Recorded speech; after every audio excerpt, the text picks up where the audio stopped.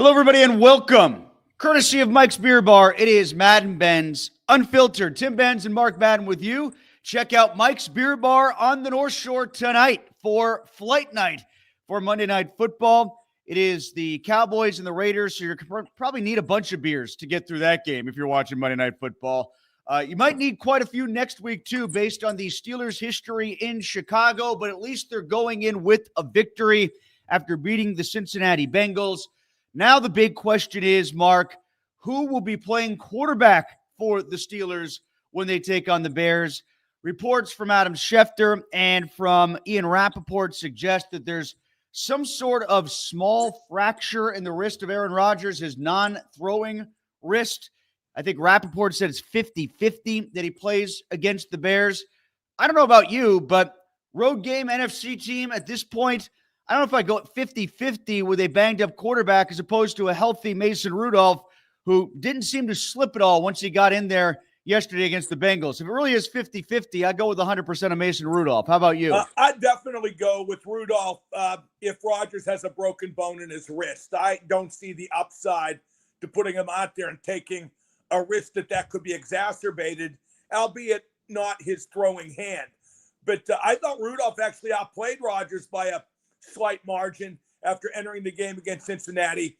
And one thing to note, Rodgers under pressure has been real antsy lately. I kind of think he knows the Steelers aren't as good as he bargained for, and he's getting rid of the ball and not getting hit as a business decision, like they say. Rudolph was better in the pocket. He stepped up. He stood tall. He's a big guy, a strong guy, and he wasn't afraid to take a hit. So I had no problem with the way Rudolph played. And while the job should be Rodgers's, the minute he's better than, let's say, 50-50, the minute there's no risk to that wrist, then you put him back in there. But I would start Rudolph at Chicago. And, Tim, let's get ahead of the clamor, as I wrote in my Trib column that'll be posted momentarily. They shouldn't start Will Rogers. Will Rogers. He never met a start. No, they should start Will Rogers. They absolutely start Will Howard, Tim. They don't need to give the kid a chance. Cleveland gave the kid a chance, and look what happened. Yeah, that was ugly. We're going to get to that in a second because we really didn't have time in the podcast to talk about the Browns-Ravens game. We're still finishing up while you and I are taping. Another point I wanted to make, though, about sticking with the backup quarterback plan is currently on the depth chart, which means sticking with Mason Rudolph and not going to Will Howard after Aaron Rodgers' injury is, even if it's not his throwing hand, even if it's his non-throwing wrist, then what are you going to do as far as the snap goes? You're going to put him under center? That might not feel so good being under center. You might have to go shotgun the whole time, and that limits what he does. That limits some of the play action game and some of the other things they want to do. So it's just another reason to go to Mason Rudolph. And I said when they signed Rodgers that him missing a game or two now and again because he's banged up might be a good thing for him to kind of get rejuvenated, get that body feeling a bit better as the season grows old. So when you stir that into this mix, Tim, I think starting Rudolph is just an easy decision. By the way, with Will Howard, I mean, even if you buy into the notion that he might be a good NFL quarterback someday, which I don't, he's a sixth-round pick, and he's not Tom Brady.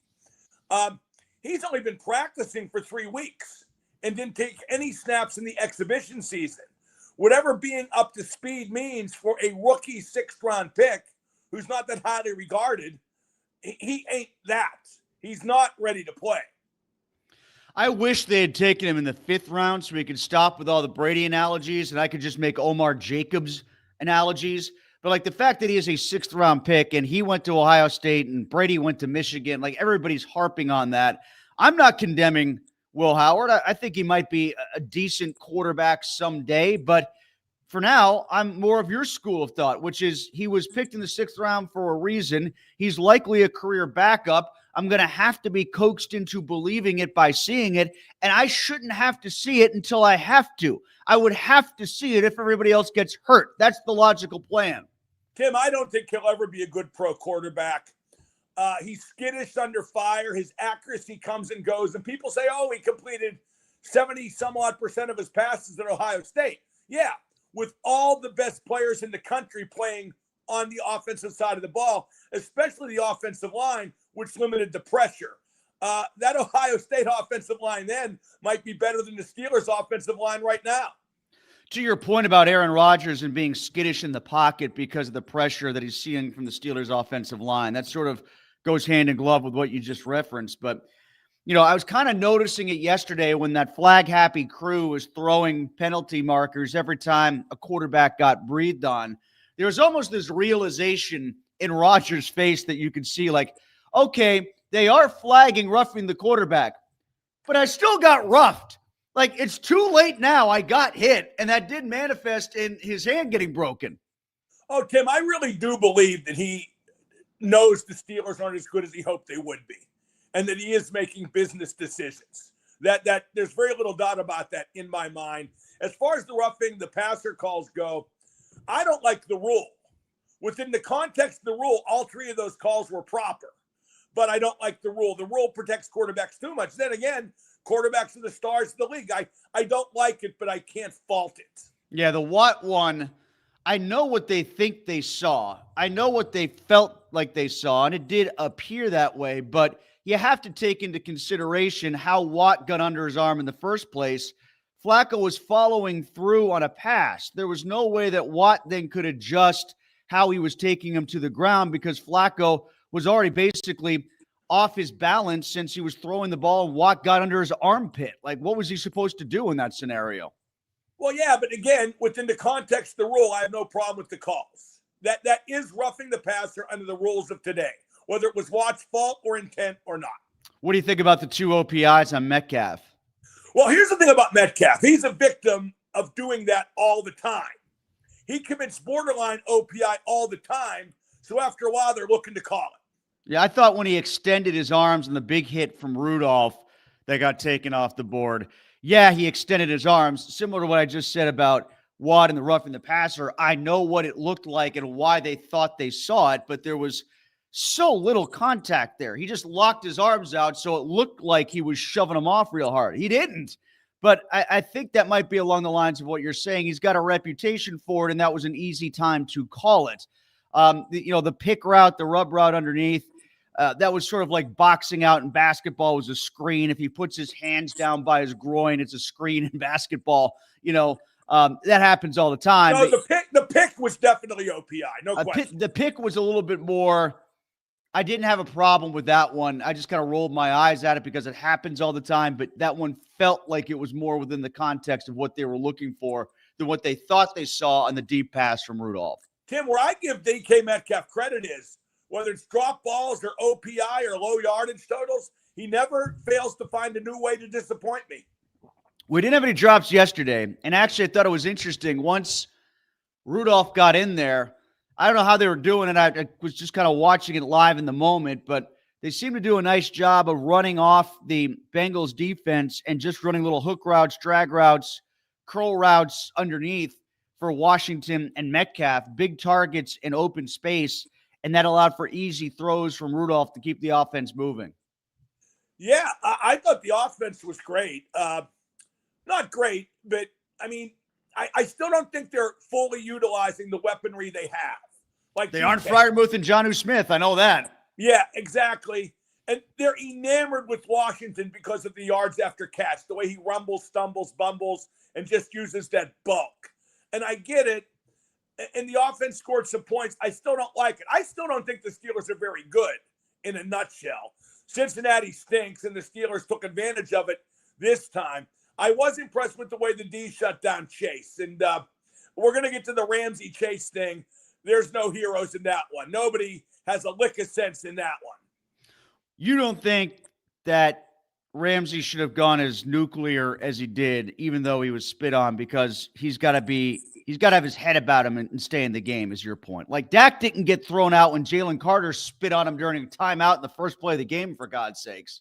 Yeah, I think that Ramsey was a selfish tool by getting thrown out. You got to win the game. Complete winning the game. That's the best revenge. I also don't get this macho posturing that being spit upon is the worst thing that can happen to a guy. It's not battery acid. It's saliva. It's not that big a deal. In the right context, the woman doing it is pretty attractive. So I just don't get it. I don't get why people flip out over it. It wouldn't bug me that much. Well, I know why it bugs them, but still, they just can't blow their lid and get thrown out when, the secondary is banged up as it is, and Brandon Echols is taking himself off the field every other play. Like, they were hurt, and they got hurt more in game. And here's how you avoid being spit on. Walk away from the verbal confrontation. Don't go face mask to face mask when you're within spitting distance, Jerry.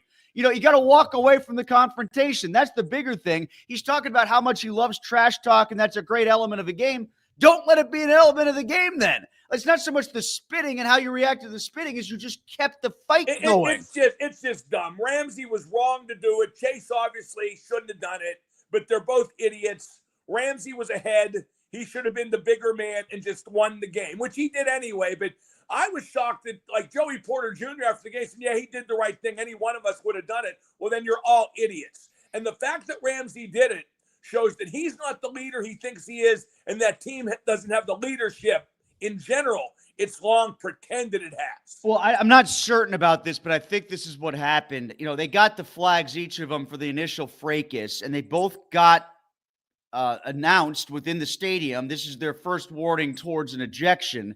And then they kept talking, and the one ref that could have seen the spit happen was writing down on his card, as you're supposed to do as an official, when a player gets one of those violations, you're supposed to write it down to remind yourself and remind your crew members. So the ref is looking down and writing it down, and that's the exact moment when Chase spit in his face, and then the ref from all the way over there was the one that saw it and just flagged it and tried to break it up again. So, they were on the verge of being thrown out as it is. Don't come face to face and get yourself in that situation. If Chase wants to trash talk from distance, let him do it. He's only got 3 catches for 30 yards. Point at the scoreboard. You see, I just don't think that spitting on somebody is cause for all that ruckus. It's detestable, but, I don't see where these spermicidal maniacs just thinking some challenge to manhood. I don't get it. You brought it up before. We got to get some Penguins talk and some other things as well, so I want to get to it now. Shedeur Sanders, his debut, a bust for the Browns. Everything's a bust for the Browns. Steelers get no help from the Browns. It looked like they were going to. Myles Garrett, 4 sacks. I bet he wasn't even double-teamed or chipped once, Mark. He had 4 sacks along the way for Cleveland. That was a highlight for him, but they lost. And they lost to Baltimore. Henry had a big run late. Ravens still within a game of the Steelers.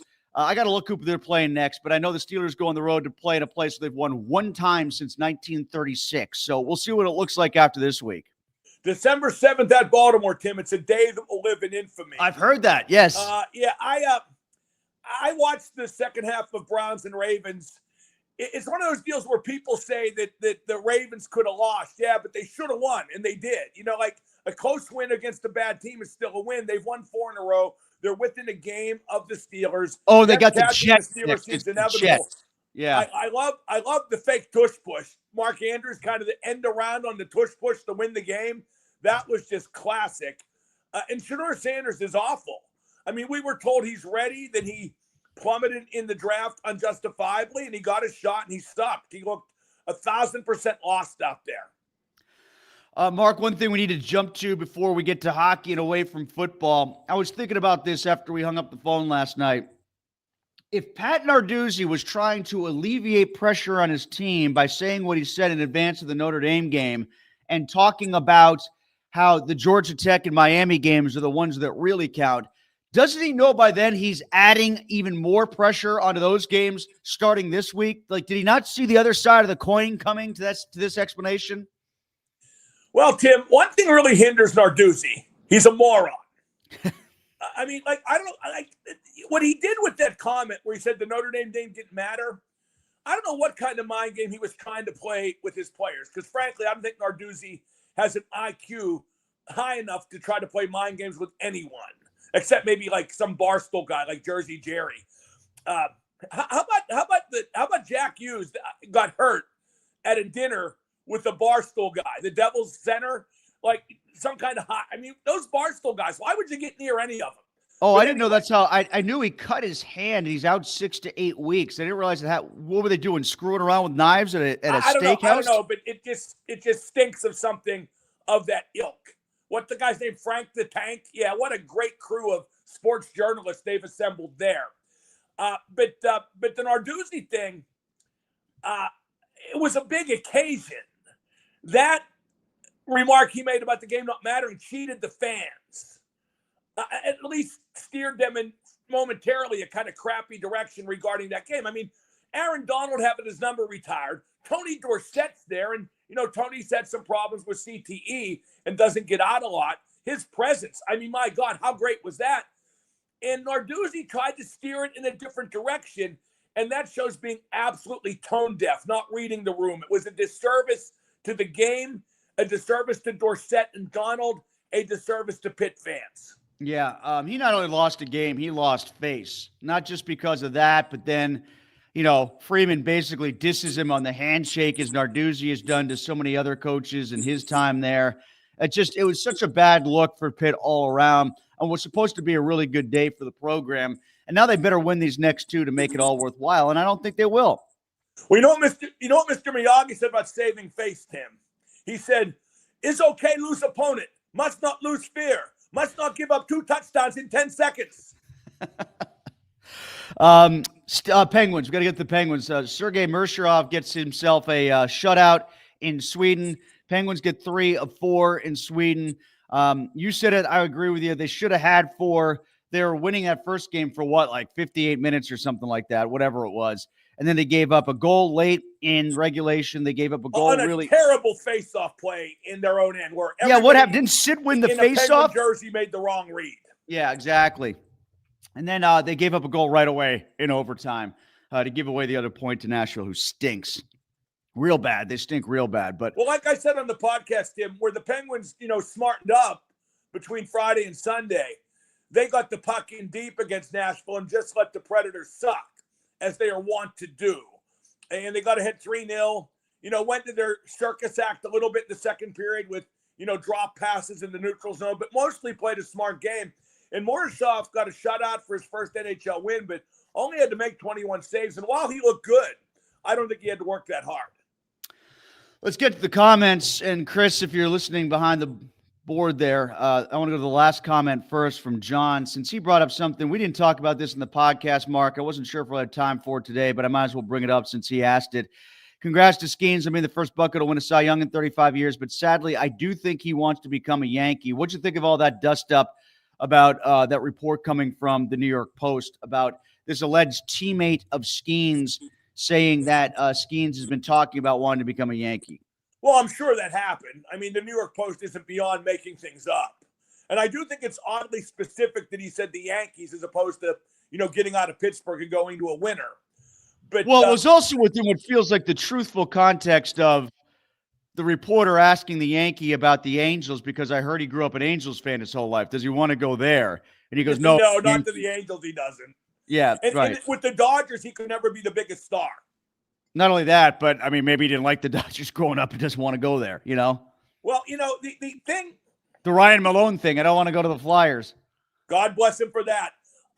The thing with Skeens, I mean, here's where the local media, all being Pirate fans, didn't help us get to the bottom of this. Because the Athletic headline, for example, said, Skeens denies Yankee report. No, he didn't. He never said he didn't say it. Never said he didn't want to play for the Yankees. He said, I'm a Pirate. I want to win in Pittsburgh. That's not a denial. And I found his choice of words in that context interesting. Yeah, he could have said 35 years later what Barry Bonds was probably thinking. He was a Pirate and he wanted to win in Pittsburgh. He just didn't. I got to say, Tim, that the local coverage of the Pirates absolutely sucks. It's embarrassing and it's damaging because they're all fans. They're all Pirate fans, and that allows Nutting to keep getting away with it. When everything they do is cause for some kind of manufactured optimism, like I saw Pirates turn corner with new coaching hires. No, they didn't. How in the frig is that even possible with a third base coach and a bench coach? But they got fans covering the team. Mark, the third base coach's job is to tell somebody to turn a corner. That's a very little. That was a very oddly specific headline. Then, if that's what you saw, turn corner. Yeah, he better. If he's telling him to not turn a corner, he's a bad third base coach. Right, he's going to run right into the third base stands. He's going to run up section 117 and back out to the north side. All right, by the way, Tim, when I talked about that on Twitter, how all the people who cover the Pirates are fans, somebody said, "Well, you're a Penguin fan." I go, "Yeah." I go, remind me to show you an angry text I got from Mario one time when he was owner about something I wrote in the trip. It was like, remember at the end of the 1 year, Rutherford's first year, where they only had they could only suit up 17 skaters because of cap problems. Yes, yeah. And they barely made the playoffs. And I said the Penguins didn't have a plan. Mario, yeah, he thought they had a plan and let me know about it. Should you save that text? It's somewhere. I mean, and Mario, he's my guy. We've always, had a good relationship. But, I cover the team like I cover every team. All right, this one is from Gianni, speaking of the Pens. He says, Sergey needs... Tim, one last interjection. Yeah. I'm actually harder on the Penguins because they are my team. I wish the Pirate fans who cover the team would take that stance. It's part of the reason why I'm as hard on the Steelers as I am, too. I want to see them get a playoff win for the first time.